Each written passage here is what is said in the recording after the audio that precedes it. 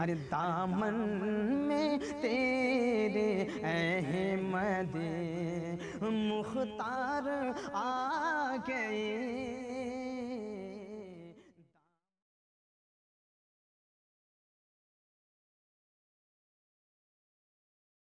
शरीयत में दिन बर दिन दखलंदाजी कर रही है और ये हम हरगिज बर्दाश्त नहीं करेंगे। हम हरगिज बर्दाश्त नहीं करेंगे। हम हरगिज बर्दाश्त नहीं करेंगे। ये बता रहे हैं कि बीजेपी हुकूमत शरीयत में दखलंदाजी कर रही है, क्या ये बात सच है? हाँ भाई, क्या आपने नहीं देखा कि इन्होंने 3 तलाक पर शरीयत के खिलाफ कानून बना दिया है, और नहीं तो बाबरी मस्जिद भी हमसे छीन ली। इधर सुनिए, और नहीं तो यह लोग हमारे खाने पीने की चीजों को भी पाबंदी लगा रहे। अरे भाई, मैं आपसे भी कुछ सुनना चाहूंगा। जी हाँ, इनकी हुकूमत में दिन पर दिन हमारे बेगुनाह मुसलमान मोब लिंचिंग का शिकार हो रहे हैं। बेदर्दी के साथ हमारे नौजवानों को मारा जा रहा है, लेकिन बीजेपी हुकूमत इनके खिलाफ कोई कानून नहीं बना रही है। कोई कानून नहीं बना, कोई कानून नहीं बना रही है। आप बुजुर्ग मालूम हो रहे हैं, मैं आपसे भी कुछ पूछना चाहूंगा। देखिए, असल बात यह है कि यह हुकूमत हिंदुस्तान के मुसलमानों को हर एतबार से कमजोर करना चाहती है। मजहब के नाम पर हिंदू मुसलमान को लड़ाकर अपना वोट बैंकिंग तैयार कर रहे हैं और हिंदू मुसलमान के दरमियान नफरत पैदा कर रहे हैं, और उनका सबसे बड़ा एजेंडा यह है कि भारत को यह हिंदू राष्ट्र बनाना चाहते हैं, और इस मकसद में कामयाब होने के लिए भारत के संविधान को बदलकर इसकी जमहूरियत को खत्म करना चाहते हैं। और हमने ये धरना प्रदर्शन इस वजह से किया है कि हमें इन तमाम सवालों का जवाब मोदी जी से चाहिए। हाँ, मोदी जी से चाहिए। हाँ, मोदी जी से चाहिए। तानाशाही नहीं चलेगी, नहीं चलेगी, नहीं चलेगी। तानाशाही नहीं चलेगी, नहीं चलेगी, नहीं चलेगी। तो लीजिए, आपने इस धरना प्रदर्शन की वजह खुद मुसलमानों के जुबान से सुन ली। अब बड़ा फैसला यह होता है कि क्या मोदी जी इन सवालों का जवाब देंगे। तो चलिए आइए हम इंतजार करते हैं इस घड़ी का। हम आपके साथ थे फरहान अख्तर, एनडीटीवी न्यूज। आज की ताज़ा खबर मोदी जी का इंटरव्यू रवीश कुमार के साथ। आज की ताज़ा खबर मोदी जी का इंटरव्यू रवीश कुमार के साथ। लो पेपर लो लीजिए भाई, आज की ताज़ा खबर मोदी जी का इंटरव्यू रवीश कुमार के साथ। आज की ताज़ा खबर मोदी जी का इंटरव्यू।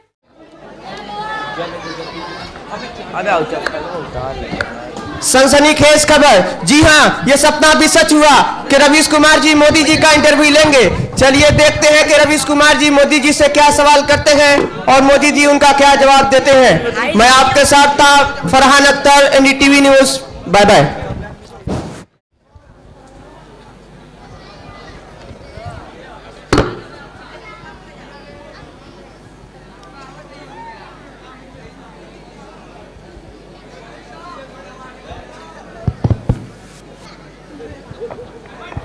मोदी जी जिंदाबाद, हर हर मोदी, हर हर मोदी। Must welcome.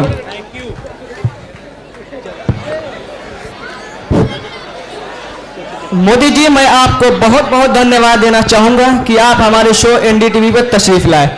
बहुत दिनों से जनता की यह ख्वाहिश थी कि मैं आपका इंटरव्यू लूं। जनता की ख्वाहिश पूरी हुई। जी मोदी जी, मेरा आपसे कुछ अहम सवाल। मेरा सवाल आपसे ये नहीं है कि आपने मशीन में गड़बड़ी करके हुकूमत बनाई है या नहीं। मेरा सवाल आपसे ये भी नहीं रहेगा कि आप सरकारी पैसों से विदेशों में घूम घूम कर अपने बचपन का सपना क्यों पूरा कर रहे हैं। मेरा सवाल आपसे ये भी नहीं रहेगा कि क्या आप वही चाय बेचते थे। मेरा तो सवाल प्राइम मिनिस्टर मोदी जी आपसे ये है कि आपकी हुकूमत मुसलमानों पर इतना अत्याचार क्यों ढा रही है। क्या अत्याचार हो रहा है मुसलमानों पर, जरा बताइए। अरे मोदी जी, अभी आज ही हमारे एक रिपोर्टर ने बताया है कि मुसलमानों ने रोड पर धरना प्रदर्शन किया है। देखिए, मुसलमानों की आदत है छोटी छोटी बातों पर धरना प्रदर्शन हल्ला कुबाड़ करने लगते हैं, तो क्या किया जाए। अरे नहीं मोदी जी, उनको आपकी हुकूमत से बहुत सारी शिकायतें हैं। उन्होंने तो हमारे रिपोर्टर से बताया है कि ये हुकूमत दिन ब दिन हमारी शरीयत में मुदाखलत कर रही है। इस हुकूमत ने तो भारत के संविधान को बदलकर इस मुल्क की जमहूरियत को खत्म करना चाहती है। ये हुकूमत कश्मीर का हाल बद से बदतर कर दी है। और मोदी जी मुसलमानों को पाकिस्तान भेजना चाहते हैं और हिंदुस्तान को हिंदू राष्ट्र बनाना चाहते हैं, जबकि ये मुल्क तो मुसलमानों का भी है। आप कुछ कहना चाहेंगे मोदी जी? देखिए, हमको मुसलमानों से कोई हमदर्दी नहीं है। ये लोग धरना प्रदर्शन करें या कुछ और करें, हमें इससे कुछ फर्क पड़ने वाला नहीं है। हम अपना जो काम कर रहे हैं वो करेंगे। आज हमने 3 तलाक को खत्म कर दिया है, कल हम उनकी हर चीज पर पाबंदी लगा देंगे। चाहे 4 बीवियों को एक साथ रखने का मसला हो, चाहे मीरास का मसला हो, चाहे अजान का मसला हो, चाहे नमाज का मसला हो, चाहे मस्जिद और मदरसों का मसला हो, हम सब पर पाबंदी लगा देंगे और इस मुल्क के पूरे हिंदुस्तान के मुसलमानों को कश्मीर के मुसलमानों की तरह बना देंगे और इस मुल्क को शुद्ध हिंदू राष्ट्र बना देंगे। जिसको जो उखाड़ना है उखाड़ ले। लेकिन मोदी जी, आप मुसलमानों पर इतना अत्याचार क्यों ढाना चाहते हैं? इससे तो आप मुसलमानों के लिए एक जालिम बादशाह बन जाएंगे। आखिर आपको मुसलमानों से क्या दुश्मनी है?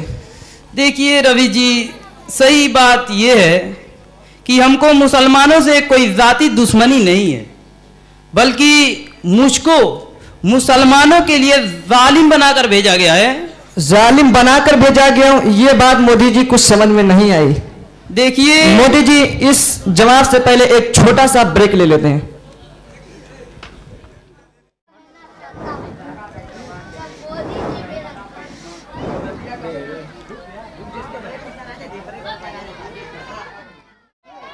सब्जी ले लो, सब्जी, आलू ले लो, बैगन ले लो, टमाटर ले लो, धनिया पत्ती ले लो, मिर्चा ले लो। ले बबाई वाला मिर्चा, बबाई वाला मिर्चा।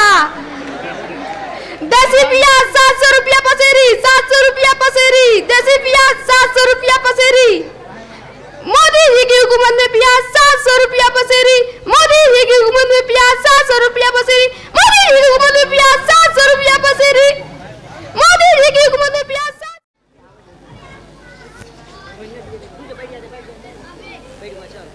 मोदी जी जिंदाबाद, मोदी जी जिंदाबाद, मोदी जी जिंदाबाद, हर हर मोदी।